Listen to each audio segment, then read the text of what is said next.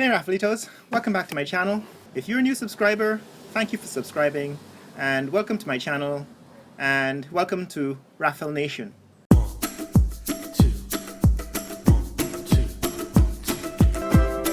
Oh, this is my day. I'm ready to take it on, come what may. So, today I want to answer some questions that I'm getting in the comments. I want to address this whole topic of cynicism, the negativity that I'm getting about the economic outlook, my projections that I've presented in the last couple of videos. The one on how rich is Guyana and the other one on the future, that is the value of the Guyana dollar going up, increasing in future. So I want to answer some questions in the comments section, and then I want to address one important topic. How beautiful the day when I recognize Selassie I. Oh now. So Raffle Nation, let's get started. So one of the first questions I've been asked is why the name Raffleitos? And like I said, it's just a name I give to my subscribers, to my viewers. Welcome back if you're a returning subscriber, returning viewer, and welcome if you're new, right, to Raffle Nation. So I'm going to use the word Raffleitos or Raffle Nation interchangeably because some people seem to object to Raffleitos. For English speakers, this comes across as corny, but for people in other languages, Spanish, Italian, French, Raffleitos is quite a normal word, right? It just means Raphael, little Raphael. Okay, second question is, why don't I make videos in studio? So today I'm in my studio, and one of the reasons why I like to make videos walking around the city is because I find people want to see more of Guyana. The fact that I'm here in Guyana making videos is enhanced when I walk around outside, and I show people, you know, more than just my face, but the environment, you know, so people look forward to seeing the city or seeing the environment outside of my studio. So that's one of the reasons why I make videos outside. And thirdly, what about the negative risks that have been highlighted by the environmentalists? So recently I've been getting a lot of negativity about my projections for the economy, and one of the comments highlights a video that was made by some environmentalists who listed all of the things that can go wrong with the oil and gas economy. You know, oil spills, poisoning the environment and affecting native communities in the region, and highlighting the fact that an oil spill will not only affect Guyana, would put Guyana on liability, on the hook for the damage that it will cause to surrounding countries. So you might have to compensate Trinidad and Barbados and Antigua and those countries if an oil spill in the middle of the ocean in Guyanese waters eventually ends up on their shores. And my answer to that is that these risks that are being highlighted are in fact the source of information for determining the quantity of insurance, the quantity of coverage that is needed for the oil and gas sector. The point being that any business project involves risk, right? So what you're doing is simply highlighting the risks, the things that can go wrong, and that is information that should be fed into an actuarial algorithm. You know, you can give this information to an actuary and they will tell you exactly how much it will cost to insure against that kind of risk. So for my environmentalists who are claiming all these things that can go wrong, I'm saying document that information, convert it to numbers, put a price on it, and then ensure that the industry is insured, right? In other words, verify that the industry has insurance to cover the risks that you're identifying. So those are the questions I want to answer today.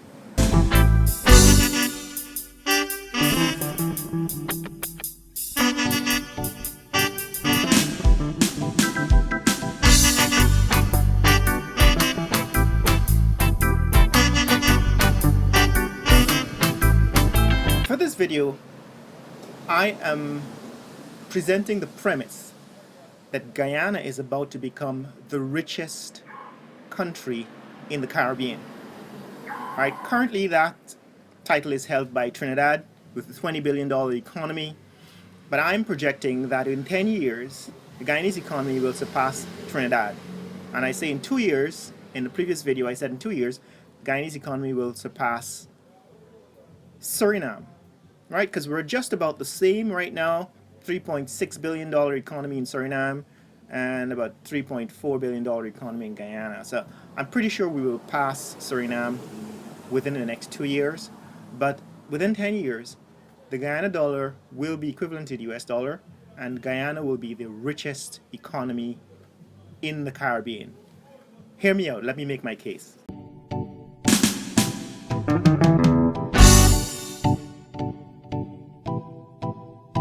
So okay, Rafaelitos and Rafael Nation, let me make my case for today's topic. My topic today is why Guyana is about to become the richest country in the Caribbean. So, I made a couple of videos. One is how rich is Guyana, and two is the value of the Guyana dollar will rise. And today's topic is Guyana is about to become the richest country in the Caribbean. And let me make my case. Hear me out. So, when I made my calculation of the GDP and projected GDP for Guyana in that video on how rich is Guyana, I was using the projected price of oil from Google, right? So Google allows you to find out what the price of oil will be in 2019 or 2020 and so on. And they projected the price of oil will be about $70 a barrel in 2019. Now the price of oil has already hit $70 a barrel. In fact, it's gone over 70. It's almost hit $80 a barrel within the last month, earlier in September, late September. And in fact, today the price is $69.53 per barrel. So the calculation from that video is right on point. And in fact, by 2020, March 1st, 2020, when we start to produce oil, the price of oil per barrel is likely to be much higher than $70 a barrel, which means that anything I projected in that video is going to be increased, which is actually going to be we're going to be making a lot more money than I projected. Secondly, there are 8 oil companies right now in Guyana prospecting, exploring for oil, right? There are 8 companies. And so there's a very high likelihood that more discoveries will be made.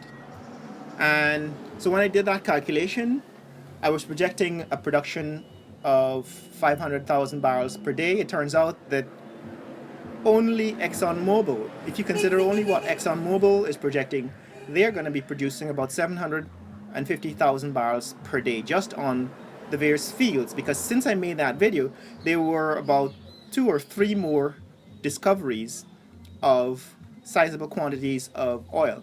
And so that they've increased their projection for oil production to about 700 to 750,000 barrels per day.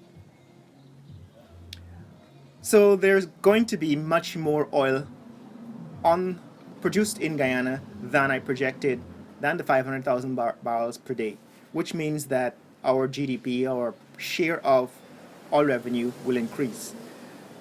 Thirdly, the economic growth of the other sectors of the economy, so the traditional sector, the oil and gas sector, and its support sectors, so all of these businesses that will arise to support the oil and gas industry, and the high-tech and emerging high-tech sector of the economy are all going to contribute to a rapid growth once the stimulus from oil spending starts to hit the economy. And so I'm projecting that the Guyana economy will not only surpass Suriname, as I projected in the previous video on how rich is Guyana. I'm projecting that in 10 years, the Guyanese economy will surpass Trinidad, which has currently the position of being the largest economy in the Caribbean. They have a $20 billion economy, $20 billion a year. And I'm projecting that in 10 years, Guyanese economy will be greater than $10 billion a year simply because of the synergy, right? The stimulus. The economy is going to expand to include a high-tech sector. The traditional economy with manufacturing is going to continue to grow from the stimulus, and all of the support sectors of the economy, that is supporting the oil and gas sector, are going to expand. Logistics, housing, and so on. So guys, that in summary is why I think the Guyanese economy will become the richest economy in the Caribbean within 10 years. If you want to see more content like this, click like and subscribe, and share this video with other friends and family around the world. Raffle Nation, follow my channel, like and subscribe. Remember, I also have Patreon. I also have PayPal. If you want to support this channel and you want to see improvement in the quality of videos being produced, you can contribute to the fund, for my technology fund, for getting better cameras. I have a shotgun microphone, but I need to improve my cameras and stuff. I need a better drone so I can get you better aerial footage of Guyana and so on. If you want to support this channel, you can support me on Patreon and at various levels for contributing to the channel, and you can also send money directly by PayPal. And remember, whatever else, encourage people to subscribe and follow the growth of this amazing country, right? In the midst of all that's negative and is happening around the world, what we have is a little light in this neck of the woods, a potential to become one of the most prosperous countries per capita in the world. Believe that. Better even than Norway, which has the largest sovereign wealth fund. Guyana is about to become even richer per capita than Norway eventually. But I'm projecting for this video, we're going to become richer than Trinidad. In fact, the biggest economy in the Caribbean in 10 years. Believe that.